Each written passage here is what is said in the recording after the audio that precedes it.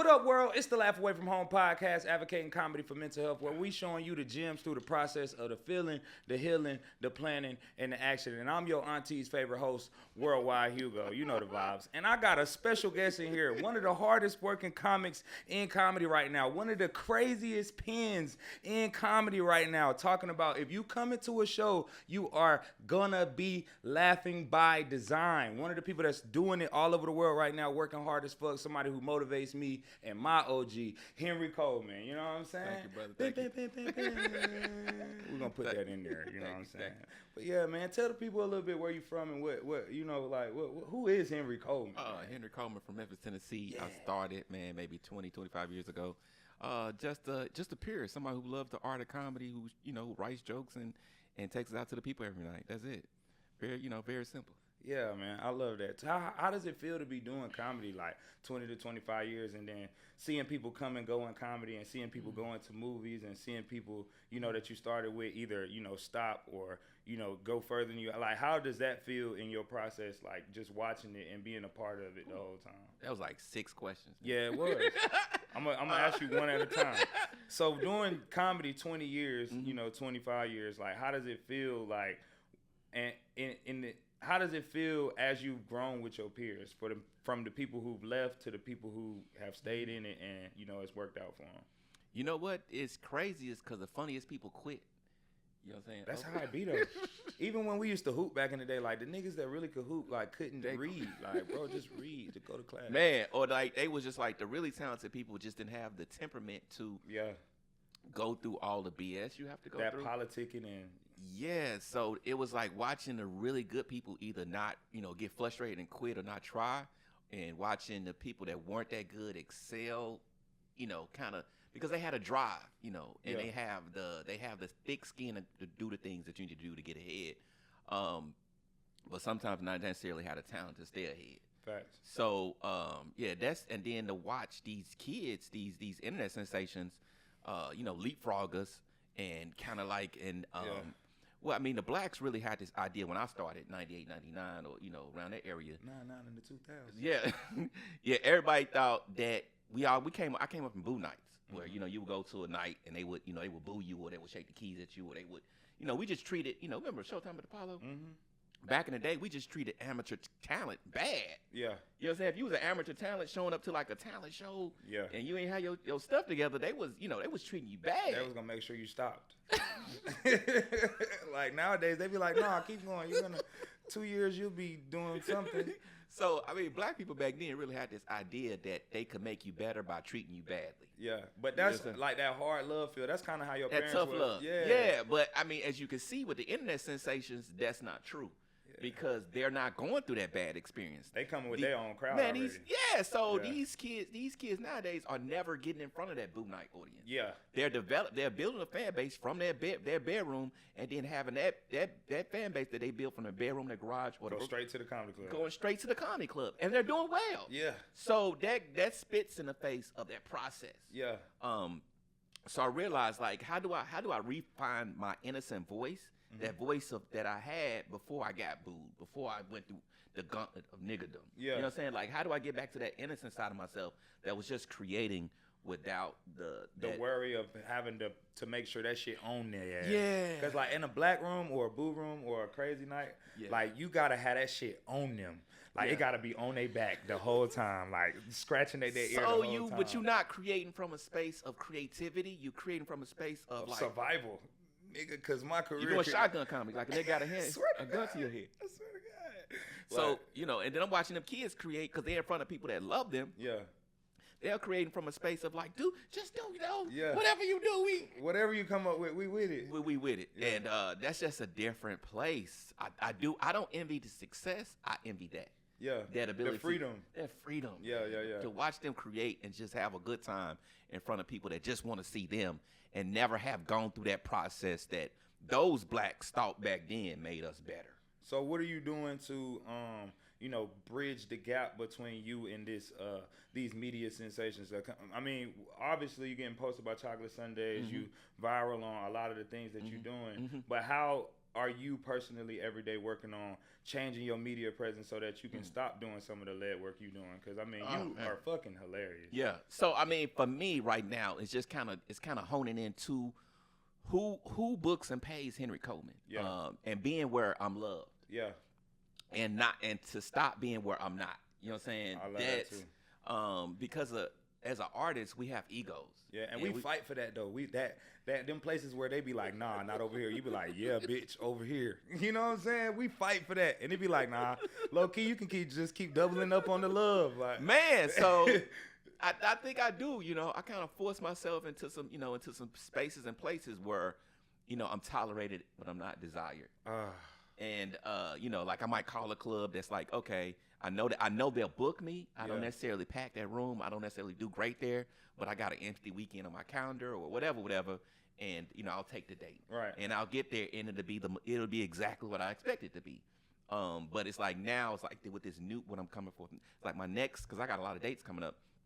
My next set of dates, I want to have those dates be where it's more financially beneficial and I'm getting more love. I want to find out where the cities that people love me. Yeah. And, you know, and how do I go there and then double up there and just be around those and build my bases from places where people want to see me. Yeah. Not necessarily doing prove it every time I show up. Yeah, like not having people. I can prove it. Yeah. I'm able to prove it. But even still, you know, like having to go there with that mindset versus just going there to play the game. Yeah. It's like a different feeling. No, I mean, but I do have like, you know, Malik B, you know, Malik, I'm about to do some dates with him. Yeah, his crowd is dope. Yeah. Yeah, I hosted And that for him a sensation couple guy. times. I got a lot of young comics that really look out for, like you yourself. Yeah, Let's bring me on your platform. Hell yeah. April 26th, Baltimore. We in Baltimore, Henry Coleman. You know what I'm saying? Put me on. It's like there's a lot of, you know, younger guys that are like, oh, you dope, OG. You know what I'm saying? Come do this, do this. So I get a lot of love from those guys that are like, you know, follow me, Carlos Miller, follow me on the internet, Mojo Brooks following me. Yeah, hell yeah. Reposting my stuff, Nick Cannon following me. So it's like I get a lot of love from that. Now it's transitioning to like everyday people knowing who I am, not just people in the industry, not just our peers and our friends, but like real regular people that buy tickets know who I am. Right. So you got a website and all that too? I got it. That's what I got it. I'm on your ass right now. I ain't gonna lie. This ain't even for you. This for me. This for me. I have a link to a link tree on my man, we gotta get you a website, I got a link to a link tree on my Instagram, but I do need a legitimate website. It's two things I need very badly. I need a legitimate website and I need a legitimate you know, ticket selling vehicle to post on my website. Yeah. So because I have to start. This is what I have to start doing. I have to start selling tickets through my website. That's the next. To pull them emails and pull not just to pull the emails, but to see the real numbers. The traffic. Yeah. So because like if you go to a club, say you go to ABC Town, whatever, and you know they give you 2 nights, and they go, okay, we gonna sell tickets through our website, and they'll say, well, tickets moving slow, so we're gonna do we're gonna do 2 for 1 or 5 for 1 or 3 for 8. So you might end up performing for a packed room, but the person that's over this actually looking at the ticket sales might go, only 4 of these people sold or bought tickets, or these tickets was free. These, you know what I'm saying? And we're gonna pay you a percentage off of what we're telling you we sold. Right. Even though the room is packed. Right. So you know what I'm saying? So you think like, okay, it's a packed room. Yeah, because they still gonna eat, they still gonna drink. You like, yeah. So I should get something. Yeah, but these is like if you're not touching the ticket sale money. Oh yeah. You're not. That's why I be doing it the way I'm doing it now, like just building my brand as far as you like set up Eventbrite and then even the clubs that got their own website. What I do is when I find out like the actual deal, I get them email access to the Eventbrite so they can see the ticket sales and they can see the promo codes of people that I'm allowing to come free. On top of like I do community drives, so 9 times out of 10, even if I put free people in the building, they not gonna trip because like I'm bringing something to the community and I'm going to be there for a week promoting anyway. So it's not just a comedy show. Yeah. It's like a drive that's going with it. Like the one we're doing in Baltimore is for like new mothers. So it will be having like diapers and like baby clothes and shit like that. So I feel like, especially now I'm in a position like even I just got Wise Guys, like they let me, you know, basically. Okay. What city is that in? Utah. They also have one in Las Vegas and shit. Okay. But I'm using the Utah one to get into the Las Vegas situation. And I went out there for a competition. I met the owner and I ended up winning the competition. And like I chopped it up with him, told him about what I was doing, showed him my Eventbrite ticket attendees. Like over the last year, I done had over 2,200 people come to shows. In the last probably a year and a half or whatever. And you know, just being able to show something like that put him in a place where he like, even if you don't got nothing here, I know that you're building. You understand the business. Yeah. And, you know, I learned to even start sending my emails out. Like when I send emails and tapes to clubs, I send them also, you know, what I'm curating and what I got going on as far as like being able to promote empty days, being able to, you know what I'm saying? Yeah, like Thursdays and Sundays. Mm-hmm. Yeah. Even a Wednesday. I'll take a Wednesday or a Tuesday. You know what I'm saying? Because at that point, I'm fighting myself. I ain't fighting nothing other than what I'm creating. I think, and it wasn't wrong when I was starting. The whole thing was just get better and the money will come. Yeah. That's what I mean. It, you know, it wasn't that it was wrong. You know what I'm saying? It was back then the whole idea from when I started was just curate your craft. You know, put your head down, just get better, get funny, then the money gonna come. And it wasn't until like around 2014, 2015, I realized that there's some villains out here. Yeah. There are people out here that are willing to make money off your craft, not give you anything for that, and make it seem like they ain't made shit. And and they don't feel bad about it. You know what I'm saying? Have you rock a crowd, give you $30, $40 some hot wings and a couple free drinks, pat you on the back and tell you how good you did, and then send you on your way. Yeah. So it's not like what they were telling us, just get good, the money gonna come. It's like, I'm killing, man. People cry laughing. Yeah. Why am I still deeply in debt? Like, why am I still, what is this? No one opens a door. It's kind of a lie, because nobody opens a door when you finally start, curating your craft really well at a high level. Nobody opens the door and go, okay, well, come in here and get as much money as you need. Yeah. Like, it don't work like that. It don't work like that. Everybody, because it's a lot of people that have taken advantage before you even got there. Mm-hmm. And a lot of times it don't even be you.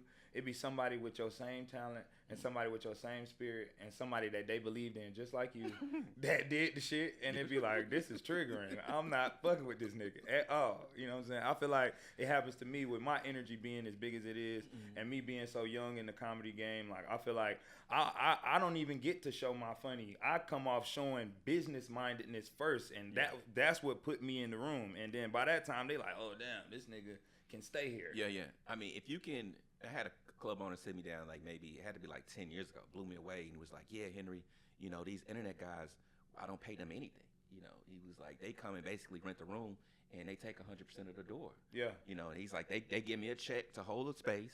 Mm-hmm. Might be a $4,000 or $5,000 check to hold the space for the weekend. They make 100% of the room, and I make all the food and drinks, and they leave with a bag full of money. Yeah. And I was like, wow. And he's like, well, with you, I have to pay you. Yeah. And I have to promote you. Yeah. He was like, do you know how to, you know what I'm saying? He's like, I really have to love the art to book you. Yeah. So like, but it's real though. Yeah, it was real. It was real. It was just hard to hear. It's like being with a beautiful woman that's nurturing, and she doing everything you want her to do. She being quiet. She there for you when you mad. She know how to handle you when you're angry. Mm-hmm. But she homeless. Funny. She ain't come to you with nothing other than that. I mean, the only fear behind that is that when she's in a better place, she's not gonna choose you. And a lot of times that's what happens.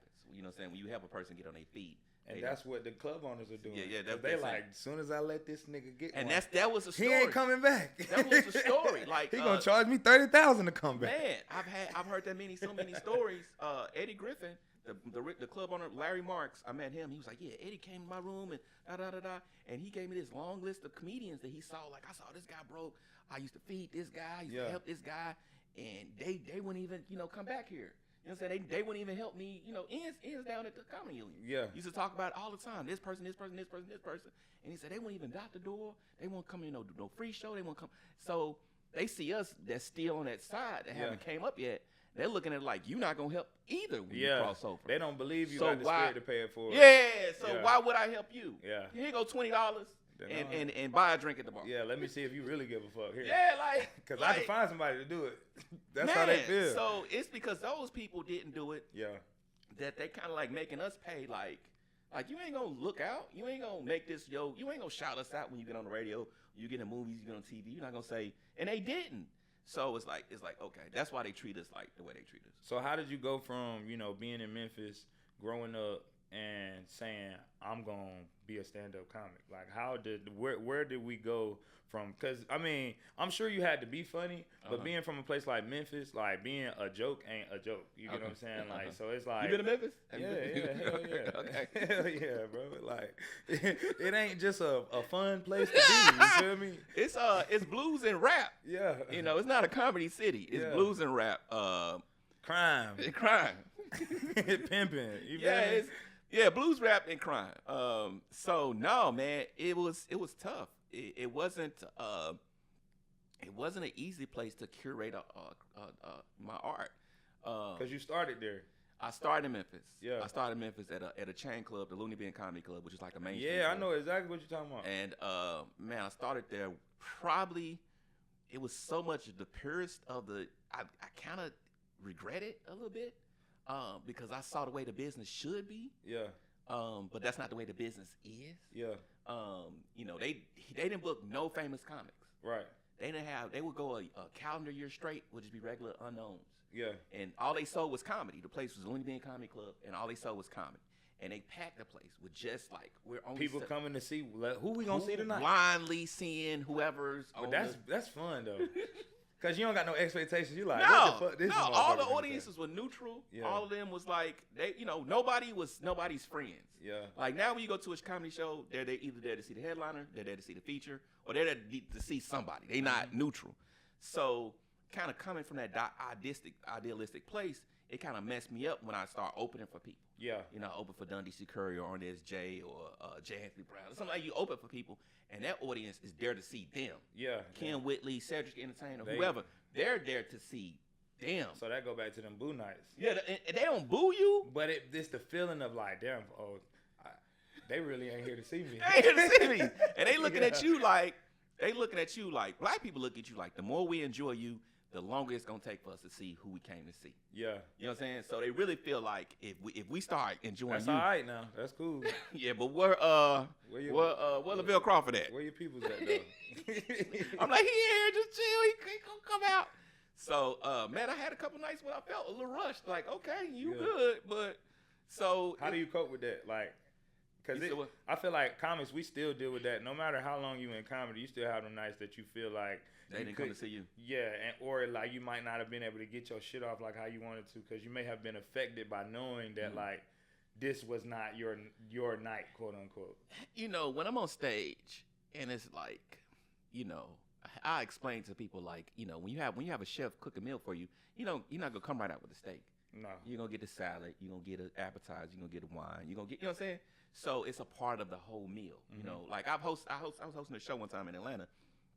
And, you know, in Atlanta, you start to show off with the amateurs or whatever, then the people get better. And I remember walking through the audience after one of the comics, and the lady was like, "This show sucks."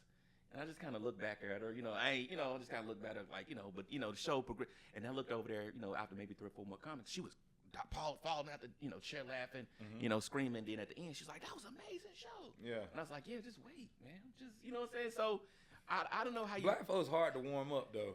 Like them first two, the host and that first person to go up really matter. Like, cause that's really the foreplay. Like they you know, that's a rough fuck if they did not lubricate the situation. Like I done had hosts bring me up all types of crazy. I'm talking about even out here in LA. Like you'll be surprised. There's some situations where you be like, what? And I had a nigga call me Django.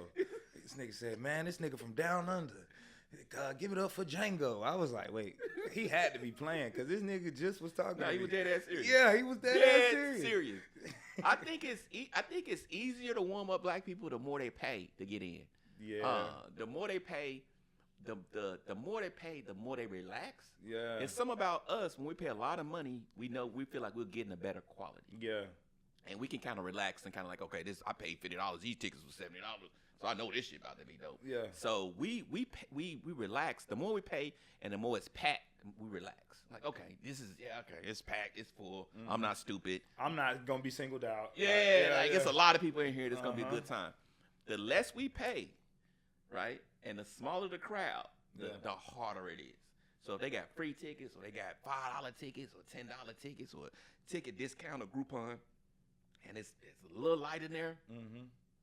they sit there real skeptical, like, trying to figure it out. Am I in the right place? I might need to get up myself. Shit, ain't nobody in here but me. So, but nights like that, when I was out in front of the audience, I just kind of took my time with them, and I didn't let them rush me.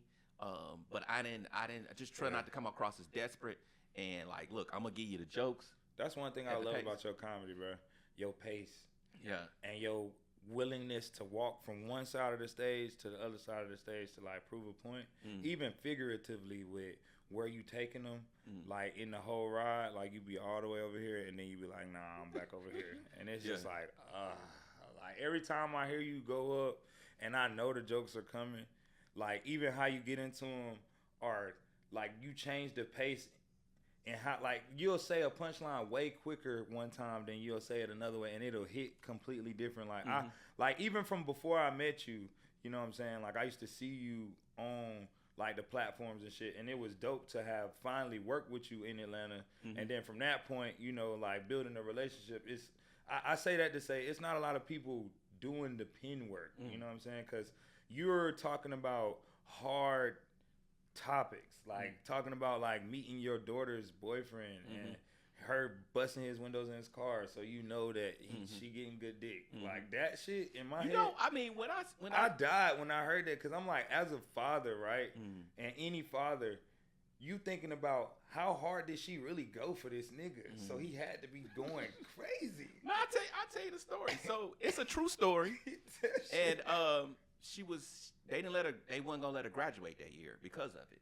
Because she did it at the school. She busted his windows at the school. Oh man. So I'm at the house and you gotta throw that in there though. No, my baby mom, she called me. She's like, this bitch didn't she going crazy. You gotta come get this hoe. And I was like, all right, let me get over here and see what's going on. And I'm a comedian, so I feel like I'm gonna say something to hurt my daughter's feelings. I never whoop my daughter. I was like, but she done did this. She done busted his boy windows at the school. It's like, you could have did it you could have did it anywhere. So I get in the car with her, and she get in the car, and I go, this is why I say, was a dick that good? That was my first words to my 17-year-old daughter. She said, Dad, do you really want to know? Oh, my God. I said, who the fuck, I was like, who the fuck did I raise? God. Like, she just, kicked me in the stomach. Oh, like, my nigga, God. This ain't that. Not leaning in, too, like. She said, do you really want to know? I said, well, look. Daddy, he been stressing me since I met him. So then I was like, well, here's the deal. I had to pause, like, okay, this ain't going to be me hurting your feelings. This going to be something else. Yeah. So she was like, well, he fucked my homegirl, and we was friends, and this and that and that. I said, all right, well, the bottom line is that the world see you in a certain way. You know what I'm saying? They see you as a good girl. They see you as a good lady. You acting like a hood hoe. You acting like something you're not. Right now, the family's treating you like you were a Huxtable. You know what I'm saying? But you acting like you acting like a rat. Yeah. So what's gonna happen is, what you keep doing is people gonna start treating you like what you acting like. Yeah. And that was a conversation. But it was like, of course, as comedians, we digest that process and we have to take it into the stage. Yeah. So then I started, maybe a couple months before I started talking about, after it was all over with and she was removed from it. Yeah. Then I started talking about it on stage. And that's when I realized other dudes go through it. How did you formulate, how you wanted to? Because, most people explaining that conversation are like, nah, I was finna go beat his ass. And then, but, to take the perspective of you being, the dad that's, completely comforting your daughter. And you almost are doing a mental health check where you ask the question, what the hell is your temperature right now, bitch? What you got going on? Tell me for real. As a father, man, I've been... Because you done had somebody do that to you. Nigga, so before your father, your boyfriend. Yeah. So when I used to meet fathers, and I still meet fathers. You know what I'm saying? If I'm dating a young lady and, she's young enough, her father's still alive, they want you to meet their father. Yeah. So that's always a weird thing that, the first thing fathers understand is someday you're going to become a father. Yeah. You're not always going to be the boyfriend fucking the daughter. Right. You're going to graduate. If you love this woman or you love any woman, you're going to graduate to be the father. Mm-hmm. And I never understood, and it's funny when we see the movies, the father that has the gun, it's like, treat my daughter right. Yeah. You nigga got your daughter sucking dick in the car. Yeah, for sure. She's still going to be eating dick in the car. You know what I'm saying? Whether you got a gun I say, yeah, for sure. I'm just saying, wrong. It's pulling a gun out at prom is not going to stop this nigga from getting sucked up in the car. Yeah. You know what I'm saying? It's not going, we like to think it's only gonna make him want to do it more. Yeah, and worse and harder. Yeah.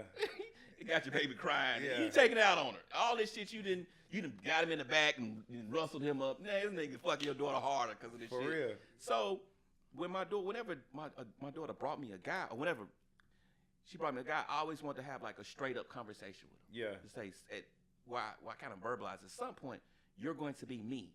Mm-hmm. My conversation is not, I'm going to kill you. I will if you hurt my daughter. Like, I got no problem doing that too. But the conversation is, you're going to be me someday.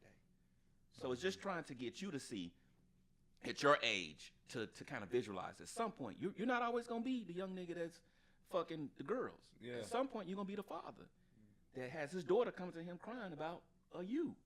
You know, so while you're doing whatever you're doing, just understand. Because I had a friend who was that guy, you know, fucking treating women bad. Had a daughter. Now his daughter now he got his daughter crying to him. You know what I'm saying? Like, and by the time it's too late because you already put all that karma out there. Mm-hmm. You already got all that energy from all the shit you did. Mm-hmm. Now you trying to go, some men just ain't good, baby. Just, you know. Yeah, and then you building that terrible narrative where women go out and try to generalize men. And it creates a window where men can't be honest with themselves out loud, and then creating that situation is how you get sissies, because niggas don't talk about what they need to talk about, and they end up being. No, I just try to have an honest conversation. Like when I saw because I met the little guy, or whatever, and I saw him, and you know we all had homegirls who was dating a nigga.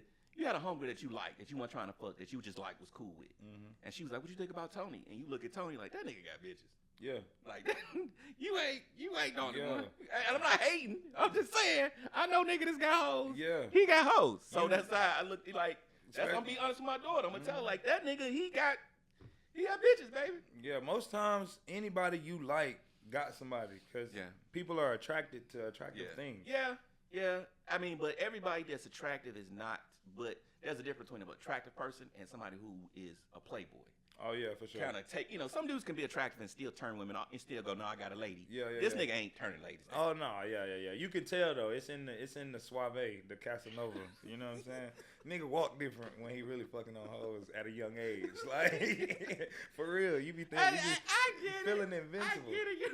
You don't understand consequences, and you don't see. Like I was numb, man. When I was young like that, I was numb mentally, emotionally. I don't think I really came out of that, dig hard, all these hoes want me until I was about 31, 32. Yeah, that's when I kind of came to myself. I was like, oh shit, what have I been doing? Yeah, mine. I think mine was maybe when I was like 25ish. That's when it started affecting me. Okay. And then like when I had my son at 27, so that was like the real time. The first time I ever had a moment where like it slowed me down at all was like I was 21, I was in college, and my homegirl at the time, like we was like halfway dating, but we was just cool as hell. She had a daughter, and her little girl, she used to work all the time, and her little girl used to stay with me like when she used to be at work.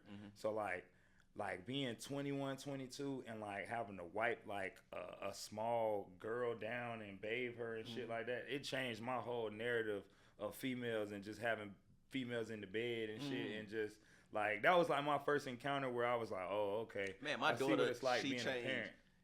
I mean, when my first baby mama, she used to come sit beside me.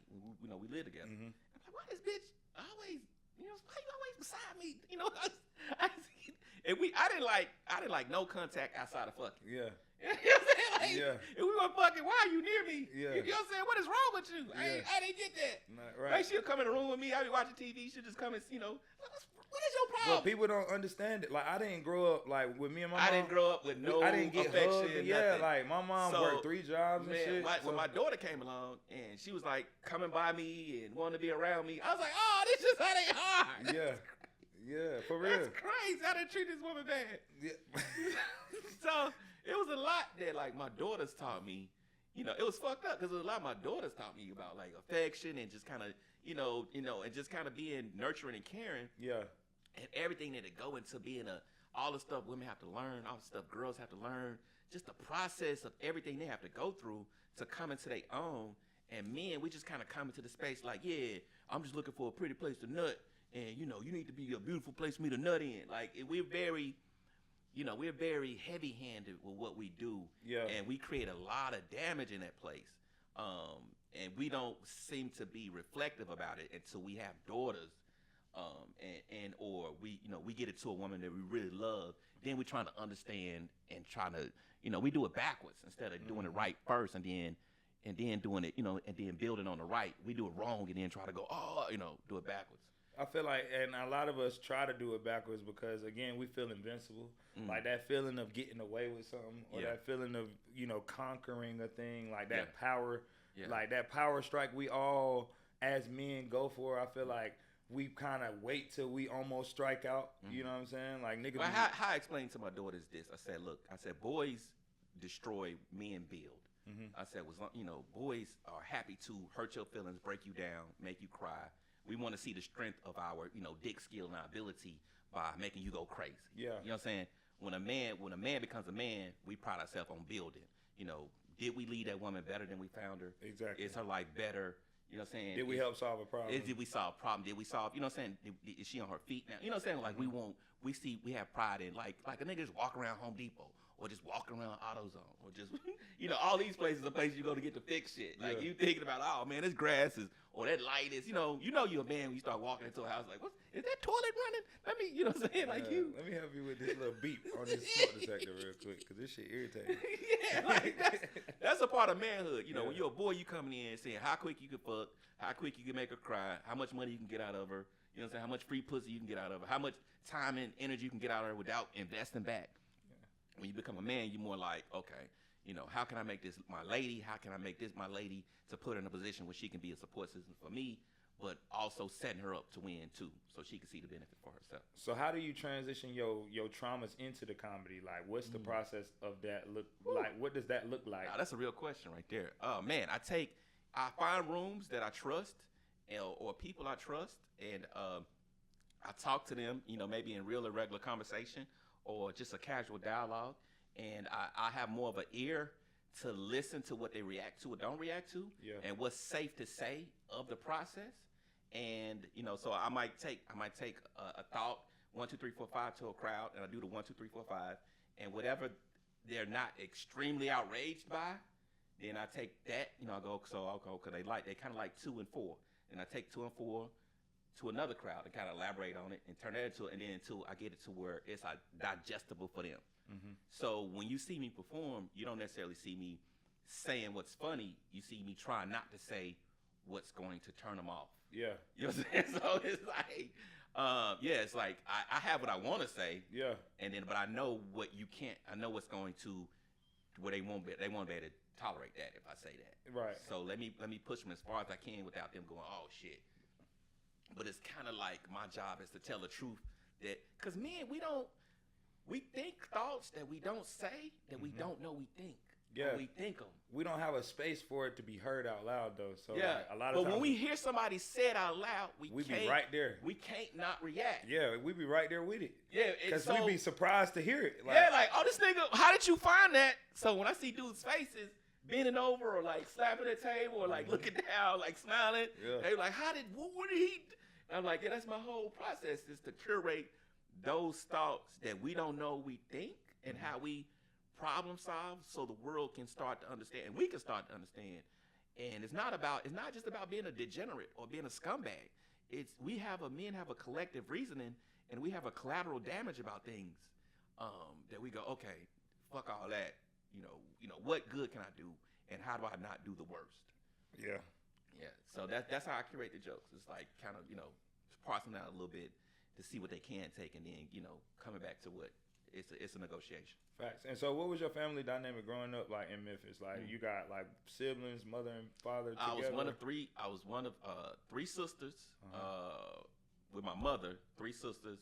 When I was like around 12 or 13, moved in with my grandmother. In my grandmother's house, it was my 3 sisters plus my cousin, and my other cousins lived next door. So my male cousin next door, and my other little male and female cousin. So it's like always a bunch of kids.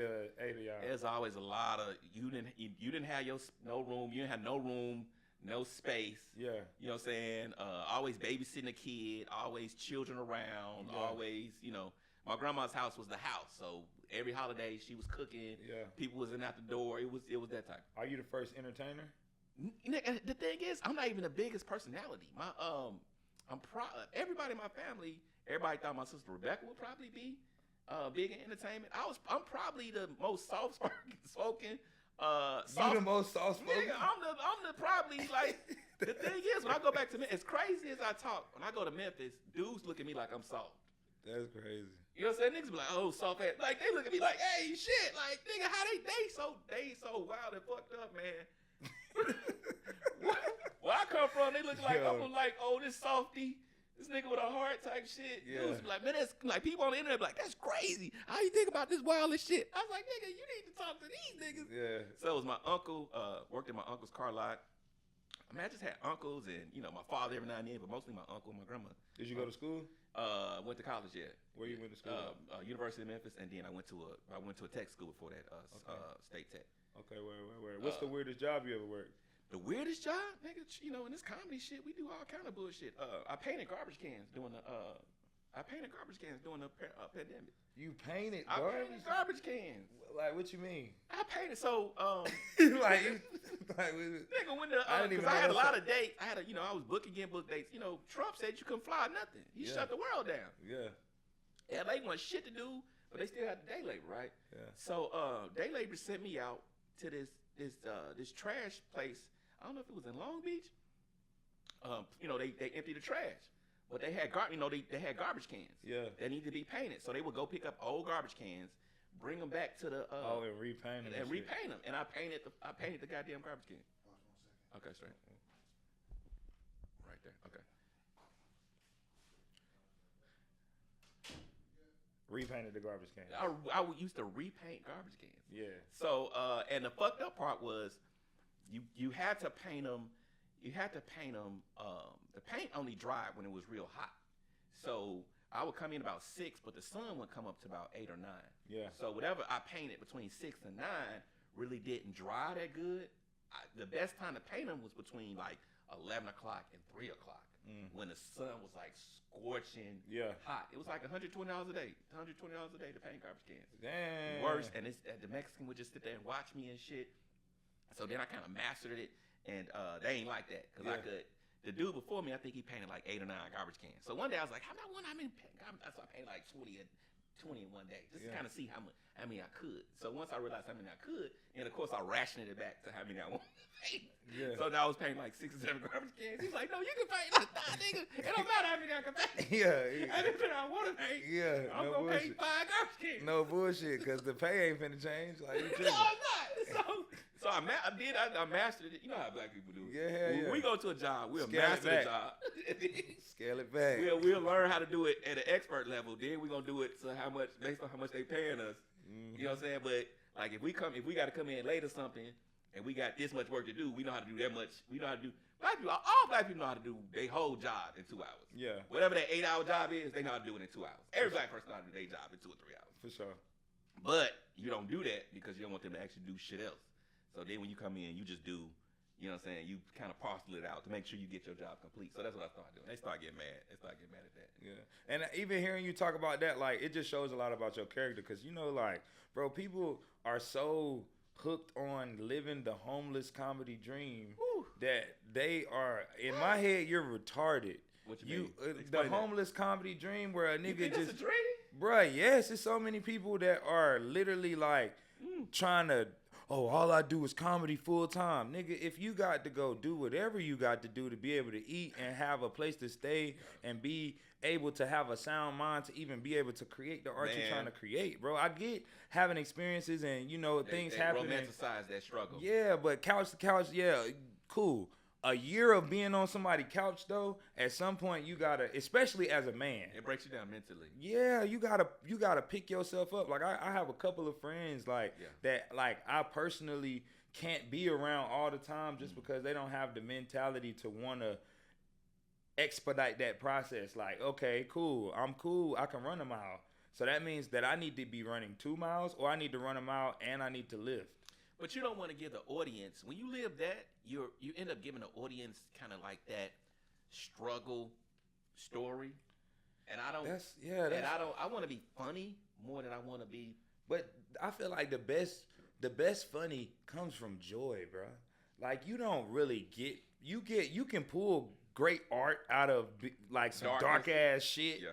Yeah, cool. Yeah, but you gotta be able to do both. Yeah, because you gotta balance. You still gotta put yourself in the place of thinking about that shit to make it funny. Yeah. So it might have took you 6 months of thinking about this traumatic ass shit to make it funny, and then it's not reassuring you because it took 6 months to get you to be able to say it. So it's like that's why I'm even changing my perspective on life and just being happy and being more. I met so many people that did kind of like, they want that revenge success. People come to LA and they want that success to show everybody back home and show everybody that.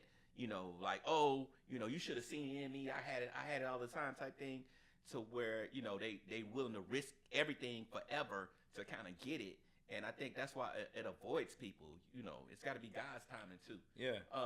I don't like it when a person has the ability to, if you have a skill, whether it be clerical or blue collar or white collar or whatever, and you're on purpose not using that skill to take care of yourself, you're not gonna be blessed. Yeah. You're not gonna be blessed. Nah, if real. You can do plumbing, electricity, or work on cars or something, and you're purposely not doing that, and you can do that and take care of yourself and do comedy occasionally or whatever. And God ain't gonna bless you in doing that. Anything you want to do in comedy, it's at night. So I mean, it's so much time to take care of yourself. Bruh, I paid $2,100 for my apartment out here. I got a mortgage back home. I do literally like 40 to 50 flyers for people a month, like from clubs that I know to artists that I know to comics that I know. Like a lot of the tours that I got on, niggas will have ugly ass flyers, and I'll send them 3 different types of flyers just to give them something, like, and be like, oh, this is what I do too, and I do comedy, and I do something. Like, I come solving a problem. So I created a situation even for myself where, I mean, I'm doing comedy full time, but I'm also selling merch at open mics and making sure that I sell 2 shirts here and 2 shirts there. And then if I have a big show, I'm trying to sell 10. I'm gonna tell you, man. It's like, I don't know how old those people are you talking about, but I had a guy, man. I had so many people sit down and kind of overly romanticize the struggle story. Not just hearing Steve Harvey every morning, like, yeah, I slept in my car, I slept in this car, I slept in that car, then boom, I made it. That was everybody's story was sleeping in their car, sleeping in a trash can, sleeping outside on the ground, and then I did funny Fat Tuesdays, and the Jew man came up to me right after Fat Tuesdays and made me a star. Like, that was everybody's story.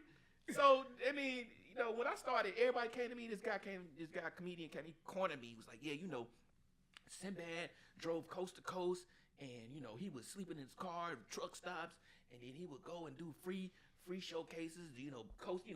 Everybody had that struggle story. What broke me out of it was the internet sensation. Yeah, watching them go straight from their videos, never struggle. So I was like, okay, Ever. God can, because I had bought it, hook, line, and sinker, that you needed to struggle forever.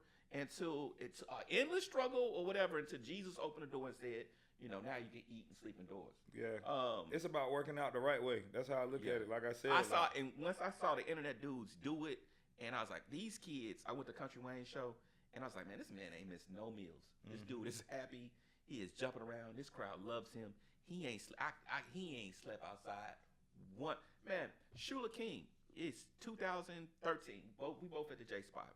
And Shula wasn't struggling. Shula didn't ever struggle. And he was like, he just looked at me one day, but he was killing. He would kill, but things wasn't moving the way he wanted to. He was like, man, I'm going home.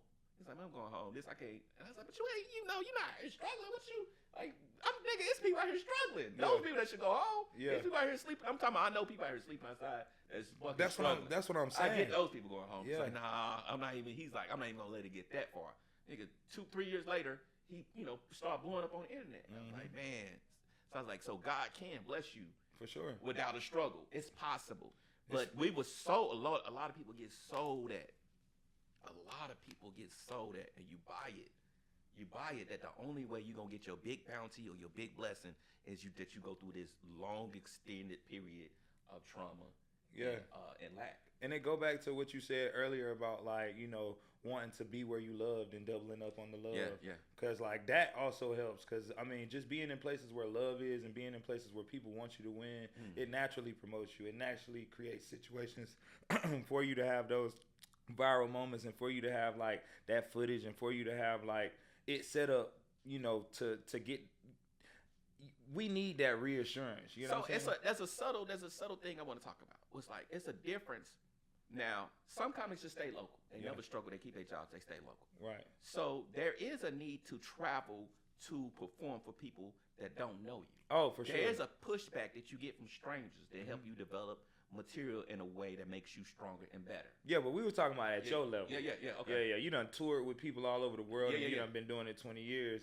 And now it's about retaining your fans so that you can just work on the art of everything. Yeah. You shouldn't have to be hustling the tickets and doing all that shit. Yeah. Now, I'm 3 years in. Any comic that is under. I thought you was way longer than that. Okay. Yeah, well, 3 years in October, so even shorter than that. But Okay. you know, I did music, and I was always emceeing, and I was always around So entertainment. you just brought those skills over to this. Yeah, and it's all transferable. The only difference is figuring out how to stand up there by yourself and make people believe what the fuck you talking about. And I've always been a salesman, so I haven't struggled on that part.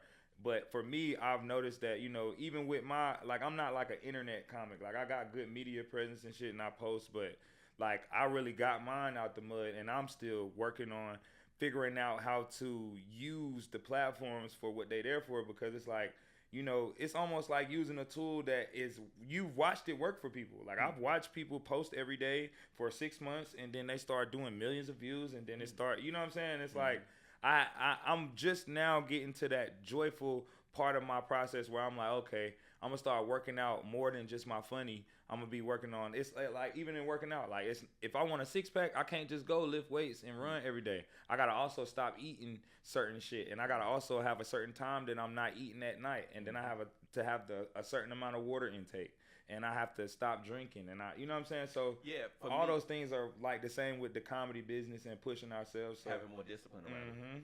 For me, it's about saying, like, the first transition I made was like to start turning down the $50, $100 shows. Right. You know what I'm saying? Or, you know what I'm saying, the $300 shows. Right. The shows that I was probably going to end up canceling a day before. Like, let me not even waste their time or my time. Yeah. You know what I'm saying? I just found that the less money, the worse the treatment. Yeah. You know what I'm saying? If somebody ain't got $1,000 or $2,000, it's like, okay, it's probably going to be empty.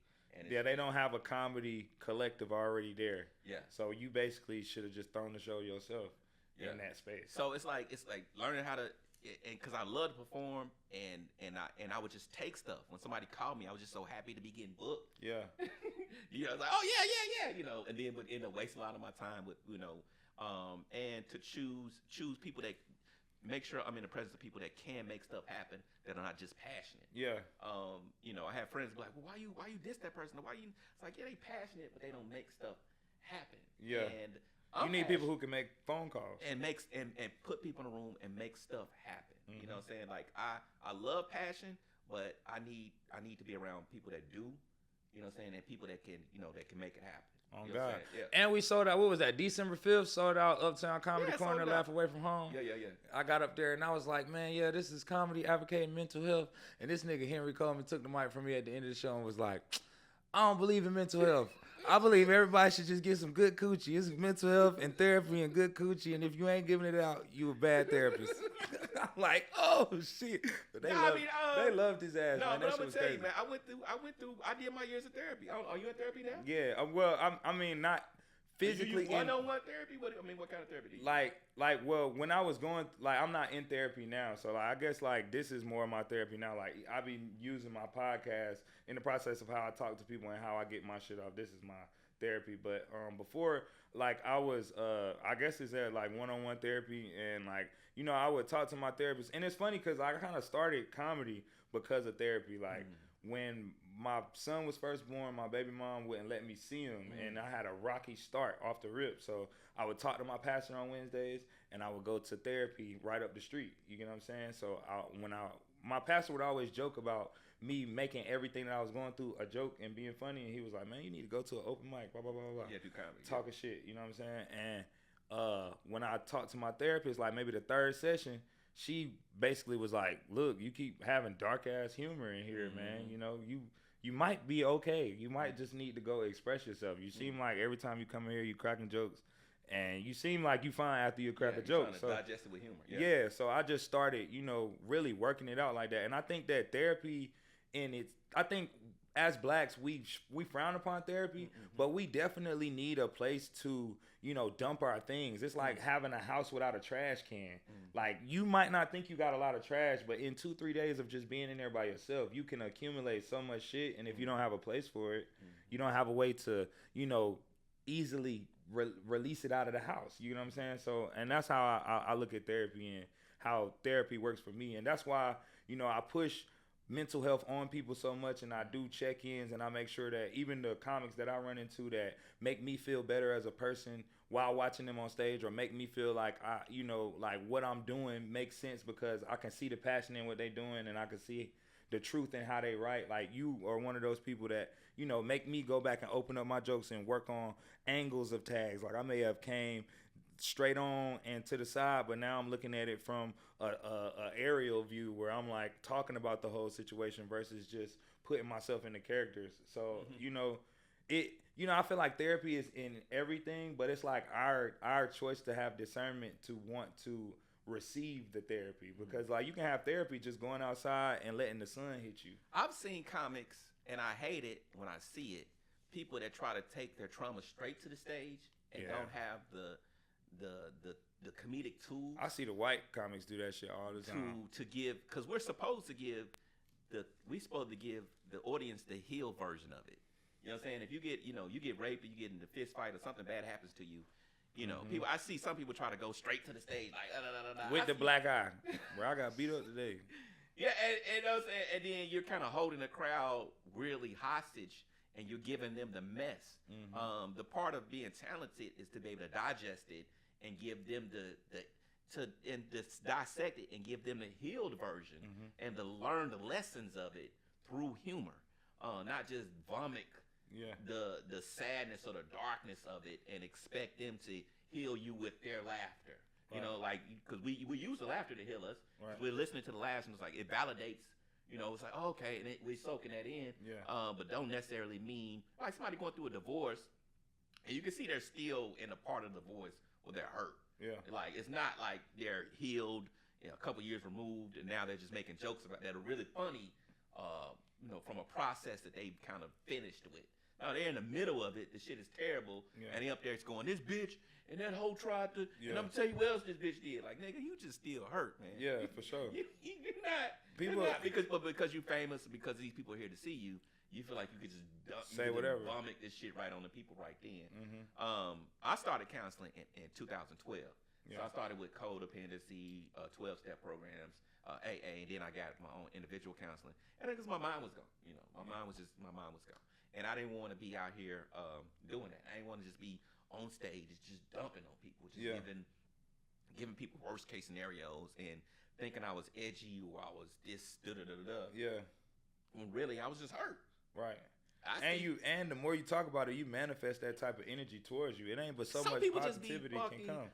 Hurt, nigga, and the audience is letting you get away with it because they like you. Yeah. But you just dumping, like you just up there, you just went through some shit, you just experienced some bad shit, but you ain't giving these people no jokes or no art or no talent. You just giving them, man, these hoes and this bitch, and I told this dumb. I was like, nigga, you just hurt. Nigga. Yeah, for sure. Go heal and come back and get these people some insight. Speaking of healing, like laughter is healing, and like I'm sure you know, but like laughter like reduces like cortisol levels and the stress hormone and all that. And it's like I always ask people like, what's your laugh away from home? And when I ask you that, it's like, what's your joy in the battlefield? Like, what in the midst of all of the world that's going on, like what keeps you settled in all of that you was talking about? What you mean? Like what keeps you like balanced while dealing with like the adversities of life. Like your laugh away from home is like being able to be comfortable outside of your comfortability. You think of your home as your comfortability and your laughter as like the joyful parts of that. So how can you be joyful away from the things that you're comfortable in, especially against adversity? You talking about like staying in hotels and still trying to sleep like you at home type thing. Yeah. Like what's the thing to keep you because you said your mind, because being in entertainment is dark off the rip. Your mind can go. And then being alone and being in your own solitude is dark. Yeah. And you know what I'm saying, not having people check on you, not being able traveling and not. I think for me it was because like doing COVID, comedy was taken away. There's been some times in my life where comedy has been taken away, and I had to just go. Comedy is not my God. My God is my God. Yeah. You know, it's my children. Yeah. It's my family. It's my lady. You know, those are things that are very important to me. Yeah. And then comedy is way down there. Mhm. You know what I'm saying? So like taking care of myself, being a man, being a brother, being a father. Yeah. Those are the things that are most important to me. Mhm. And I don't let comedy. And I used to when I did. I let comedy be the God of my life. Yeah. So if I had a bad set, it was just like fuck everybody, fuck the world. Mhm. So now I'm kind of like, no, comedy ain't my God. Yeah. You know, I know how to do it. I know how to make people laugh, and I'm trying to get to a level to where I'm getting 100% of my income from it. Right. So I'm just trying to professionalize the industry, but I'm not worshiping it. Right. And that makes it, you know, I could, you know, what I make off of it this week or next week, that helps me to disconnect from that process you're talking about. Where when you go through them lows, they take you all the way down. You know what I'm saying? We like you bum or some money didn't come in, you know, a promoter cancel a show. It just take you like, man, I needed that. God damn, these little, you know, and it can. It do. Yeah. I'm telling you, it was. It's not. That's my laugh away from home. It's like I know I love it. I enjoy it. But it's not my God. Yeah. You know, if the Lord took away my voice, if He took away my ability to walk or talk or you know whatever perform, then I wouldn't blink. I wouldn't be like, oh, that's fucked up. I'm like, okay, that's just, you know, life on life's terms. Right. That's how I stay. So your laugh away from home is basically that you're not a slave to the comedy. I'm not a slave to the comedy. Yeah, that's beautiful. Because there's a lot of people that are a slave to the comedy for sure. Yeah. Yeah. And you know, and when you end up chaining yourself to it like that, it's like, you know, the disappointments take you all the way down. Mm-hmm. And you know, because our job is the art of forgetting. Yeah. You know, you go to a city, you might have a Friday night, show's empty. You know, pretty much have 2 terrible shows. Mm-hmm. You got to be able to go to that hotel, eat and sleep, rest, regroup, and do it again. And then you get to them Saturday shows, you can't take that energy from a Friday show no. to the Saturday show. You might get 2 standing ovations. Yeah. So you got to be able to, you know, just like a quarterback, it's like Joe Montana just got sacked. You got to be able to forget about that sack, get up the next play, and try to throw a touchdown. That's kind of how we have to be. You know, you got to be able to get kicked in the face, forget all about it. Yeah. You understand? And go and, you know, because you never know. Facts. You never know. So doing therapy, do you feel like that has helped you, like, be able to identify, like, your anxieties or depressions or moments where you may be about to be low before you even get there? Because, like, sometimes if we were to catch ourselves before we get all the way in that rapid down fire or that downward spiral, it's like we'll save ourselves of a lot. But have you, you know, mastered that, or is that something that you're working on? It was a process when it was a process. Now the therapy I went through just gave me tools. I was in therapy 4 or 5 years, and I was just like, okay, I need to get back because I did a lot of therapy talk. Mm-hmm. You know, I started talking. You know what I'm saying? You know, I started talking like that. And, Yeah. You know what I'm saying? Like there's a whole swagger that comes along with being in recovery and being in therapy. And I started sounding like it. I was speaking the lingo, and I was like, nah, I need to get back to regular life, and I want some of my old tools back. Yeah. You get in traffic. And you know, and being patient, somebody blow the horn at you, or somebody's cursing you out, you know, and you're in therapy, like, okay, they must have got touched as a child, or you're trying to empathize. You know what I'm saying? You can't empathize with this world. When you getting heckled by somebody, somebody going, you suck, you can't be like, well, was your father there? Like, we don't give a, they don't give a fuck. That would low-key be funny, though. No, they want you to roast it. That would be funny. They want you to roast I feel like that you could get away with saying that. Be like, man, this nigga father one day. They don't want you can't do nobody's inventory from the stage. Like, I could tell you were hurt. And you're lashing out because of this. And I get what you mean. They don't give a fuck about that shit. Am I triggering you? Nah, they want you to get that motherfucker the business and do your job and talk about their shoes. Nigga, you put butter on your pants to get them on. Yeah, so I was like, but I learned enough tools in it to where I know how to keep myself balanced now. Yeah. So, and I know my triggers. Yeah. You know, like I was about to ask. My triggers was that I sexualized everything. You know what I'm saying? If I was hungry, I was horny. If I was tired, I was horny. If I was, you know, sleepy, everything I sexualized, and the more I was of that, the more I was horny. So it was like, okay, just taking care of myself, you know, making sure I rest, make sure I eat, that I eat. You know what I'm saying? If I'm okay, do I have money? You know, do I feel safe? Am I comfortable? As long as I'm keeping myself safe and taking care of myself, I don't spend. Yeah. You know what I'm saying? If I'm not taking care of myself, I let myself go a long time without eating, a long time without, you know, bathing or whatever it is I need to kind of keep myself of same mind, then I see myself kind of doing crazy shit or thinking about calling an ex or stalking somebody's page. And it always happen like that too. You have a couple, two, 3 down days, and then the algorithm just throw somebody in front of you. Be like, you're like, this motherfucker on Facebook, you ain't seen in 20 years. You be like, damn. Now you crying. You ain't had sex with this lady in 10 years. I You're like, she don't love me. Why she don't love me? My ex girlfriend from when I was 22 called me 2 days ago, bro. 2 times at 7:30 in the morning, my time. So this means 10 over there where she at. And I'm thinking, she calling me on Instagram. We ain't talked in years. We don't follow each other. What the fuck could this be about? Triggered. You feel me? I ain't answer. She done DM me. Hey, call me. I'm like, ain't nothing I done did. You know, you naturally, I done tucked my ears and all shit. I done sat up. I'm like, bitch, what the fuck is this? Yeah. But she ended up calling me and like telling me that one of our friends that we was real close to had passed. And I was just like, damn, it's so crazy. Like in my head, like I'm still in the mode of where, you feel me? I'm left off. Yeah, like I realized like I still hadn't healed from Shawty. Cause when she first got on the phone, I thought she said her husband died. And I'm like, oh shit, bitch, you called me first? Yeah. That's crazy. Yeah. But nah, it's just amazing to, go through what I've been through and realize that a lot of the things that I had a problem with in life were caused by my own manifestation and how everything negative in my life that happened because I was in a negative mindset. I'm gonna tell you, it's nuts, man. It's nuts at this age.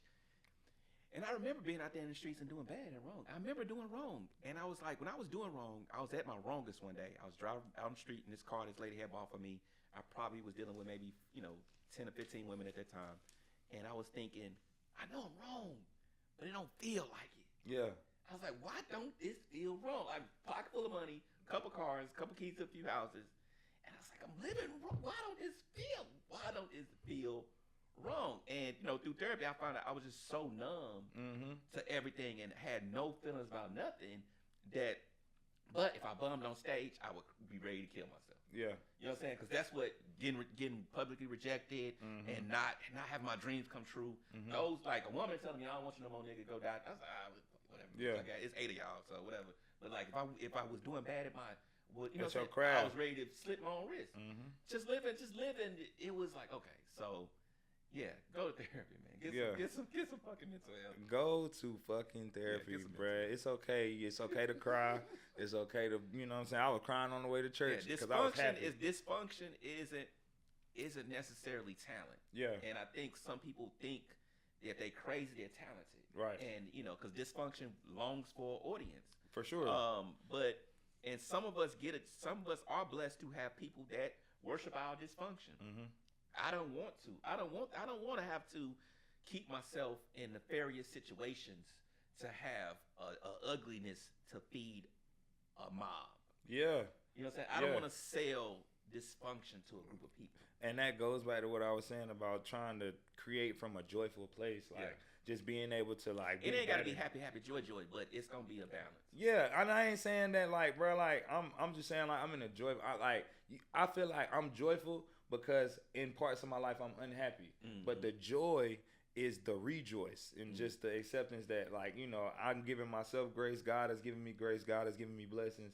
And like, even in my unhappiness, that shit is subjective. That has everything to do with my mood that day and the adversities. In order to be a clown, you do have to make mistakes. Yeah. There's nothing interesting about, these uninteresting, successful people. Like, okay, you successful, nobody cares. Yeah, like it's something happening. Yeah, for sure. Give us the juice, give us the tea, but you also don't have to be, just kind of, sleeping on the ground and man, going through horrible shit. For sure. So as we come to an end, this was the Laugh Away from Home podcast. I always ask people to choose one of these two things, and it's either cry or shit talk. What you mean? Just pick one, and then I'll tell you. Shit talk. Boom. So shit talk. I need you to look at the camera on 3. I'm gonna say 1, 2, 3, and I need you to look at the camera for 20 seconds and shit talk you. So this may be something that you can reference in 5 years, and you may be telling yourself what you're about to do for the next 5 years, and telling yourself like, how you need to wake up, what you got going on. Just it's a pick me up, but it's a shit talk. You feel me? You a big brother looking down on you. You know what I'm saying? Okay. Telling yourself what you need to hear. Okay. You got me. We good on that? Yeah, so it's just me telling myself. Yeah, yeah. I'm on 3 though. You know what I'm saying? You know what I'm saying? And Okay. then 20 seconds. Yeah, 20 seconds. You know what I'm saying? I'm gonna give you the light. Okay. No, I'm playing. I'm bullshit. All right, so 1, 2, shit talk. Okay, shit talk for the next. All movies, all movies, all theaters, cinema, movies, and theaters. That's what we're gonna graduate to. We're graduating to movies and theaters. We're gonna try to get away from the bars, away from the clubs, away from the one-nighters, away from the shit and shenanigan. We're gonna, hey, if we settle for a TV show, if we get commercials, that cool. But the goal is movies and theaters. Movies and theaters.